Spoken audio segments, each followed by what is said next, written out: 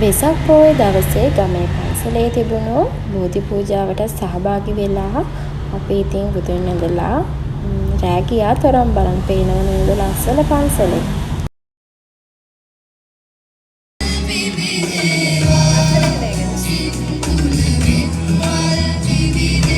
කොහොමද යාළුවනේ ඉතින් ගොඩ කාලෙකින් වීඩියෝ එකක් අරන් ආවේ.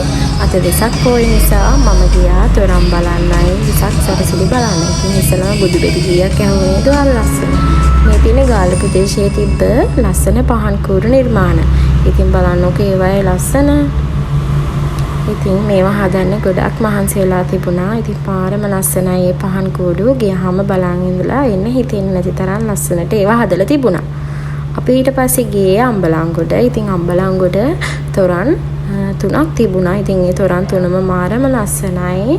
මේ තියෙන එක තොරණක් බලන්නකෝ ඒවා ආලෝකමත් වෙන ලස්සන. ඉතින් ජාතක කතා ඇසුරින් මෙම තොරන් නිර්මාණය කරලා තියෙන්නේ. ඉතින් ඔයාලගේ ප්‍රදේශයේත් මේ වගේ ලස්සන තොරන් තියෙන්නේ නැති. ඉතින් ඔයාලත් බලන්න ගියා නම් කමෙන්ට් එකක් දාගෙන යන්න.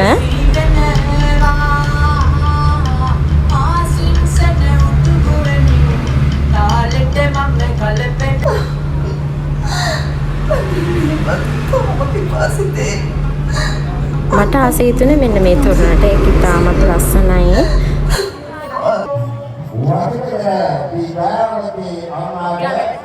අනිත් තොරණ මහා ජනක ජාතකයේ තමයි මේ තොරණ නිරූපණය වන්නේ. ඉතින් මේ තොරණ ඉතාම ලස්සනට තිබුණා. ඉතින් ලස්සනයි. බලමු නෙවෙයි දැන් කුටි බලක් තියෙනවා.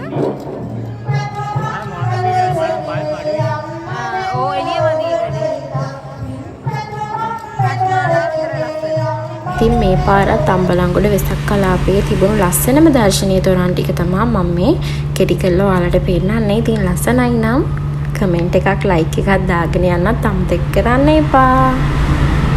ඉතින් මේකේ කානිවල් එකකුත් තිබුණා. ඔන්න ඔය කැරකෙන එකට තමයි මං හරි පාස අම්මෝ ඒක බලන් ඉඳලත් මට නිකන් කැරකිලා වගේ.